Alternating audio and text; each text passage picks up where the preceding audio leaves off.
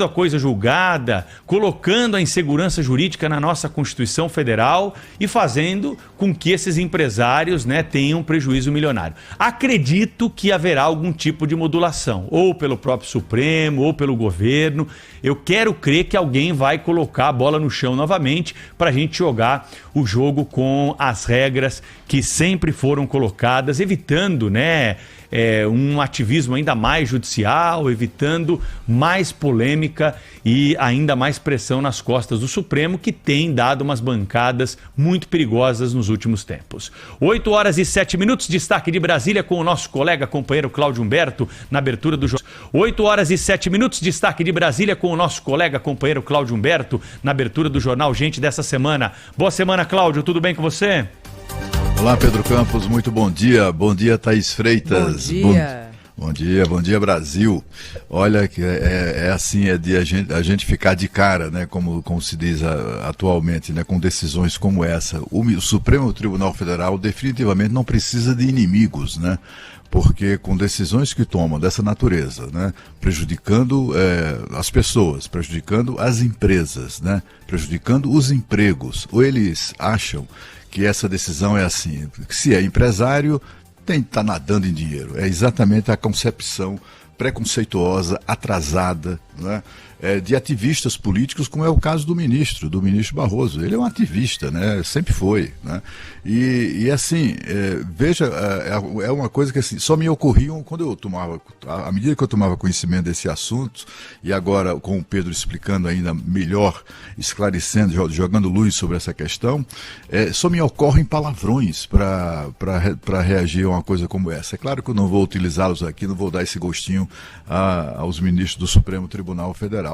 Mas é assim, é de uma estupidez essa decisão que é inacreditável, Simples, veja a alegação que beira ali o cinismo, a alegação de que, olha, os empresários fizeram uma aposta. Não foi aposta. Os empresários estavam, como explicou o Pedro, cumprindo uma decisão judicial, uma decisão que os beneficiou, uma decisão transitada em julgado que foi o quê? Que aquele imposto não era devido. Simples assim. E aí eles fez uma aposta, tinha que ter provisionado. Provisionado? Quer dizer, você tem uma decisão transitada em julgado em seu favor, você não tem que pagar isso aqui, mas aí você tem que ficar guardando dinheiro para pagar aquilo, mesmo sendo dispensado de fazê-lo? É impressionante, E o pior é que, assim, vivemos num país, como eu já repeti aqui, que ama o emprego e odeia o empregador, O ministro ama o emprego que tem, naturalmente, Ganha 50 mil reais por mês, limpinhos no seu salário, sem contar o que ele custa ao país e ao Supremo Tribunal Federal. Ele e os demais ministros, Então, e para eles, aquele dinheiro sai do nada. Produz, brota no chão, Eles acham quem é que produz, que gera os impostos que sustenta essa bagaça, São exatamente os geradores de empregos do setor privado. Não é governo que gera dinheiro. Quem gera dinheiro é o setor privado, É exatamente esse que ele tenta aniquilar. É preciso advertir, Pedro, que como haverá esse prejuízo que você citou na Embraer, por exemplo, isso aí atinge empresas de todos os níveis, de todos os níveis, principalmente empresas listadas na Bolsa de Valores. Vai ser uma catástrofe. Catástrofe. Não há outro nome. Que vai acontecer na Bolsa de Valores com as empresas que estão lá listadas. As ações vão desabar, a desvalorização das empresas será inevitável e graças ao ministro, e aí eu quero ver a explicação que ele vai dar para isso, haverá uma onda de desempregos no país. Milhares, talvez milhões de trabalhadores percam o emprego por causa dessa irresponsabilidade do Supremo Tribunal Federal.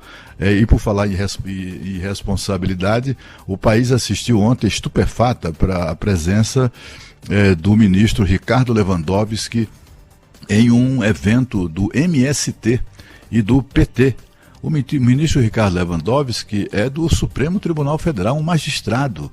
O que é que ele fez? Ele foi a um ato ideológico, político-ideológico, promovido por uma entidade, que é o MST, cuja atividade é se apropriar do alheio. é desrespeitar a Constituição, é desrespeitar o direito de propriedade, é invadir terras alheias, é invadir propriedades alheias e se apropriar delas. Roubar, furtar. É roubar, né? Porque é um ato de violência. E aí o ministro do Supremo Tribunal Federal, Ricardo Lewandowski, achou que seria, devido. Ele compareceu um ato dessa natureza e nesse ato na verdade, criticar o que ele chamou de democracia liberal burguesa em vigor no Brasil.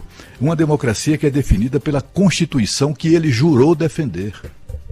Veja a que nível nós chegamos no Supremo Tribunal Federal. Um Supremo que toma decisões como esta, que o Pedro nos trouxe. Que tem ministros que fazem coisas como esta, que fez ontem o ministro Lewandowski. Ou aquele outro que sugeriu que o país rediscutisse o direito de reunião, que foi um dos pilares do ato institucional número 5. É esse os ministros do Supremo que temos hoje. Eu fico lembrando aqui, o Pedro certamente terá outros exemplos, mas eu só me lembro da figura do ministro Moreira Alves, né? Ele deve estar se revirando no túmulo, ele deve estar revoltado com o que vê na corte que ele tanto dignificou. Eu vou trazer também aqui, e eu queria vênia dos meus amigos, dos meus colegas, para mais tarde um pouco aqui trazer um outro assunto, que é um golpe que se tenta aplicar no SEBRAE Nacional. O presidente do SEBRAE foi, como prevê o estatuto, a lei, etc. e tal, reeleito ou eleito a cada 2 anos no fim de novembro. E aconteceu com o atual presidente nacional do SEBRAE, Carlos Melo, foi reeleito em 26 de novembro do ano passado. Pois bem, além do Banco Central, além do Procurador-Geral da República, além lá do representante brasileiro no Banco do BRICS, o presidente Lula quer também dar um golpe e tomar à força o comando do SEBRAE Nacional. Daqui a pouco. Muito bem, vamos falar sobre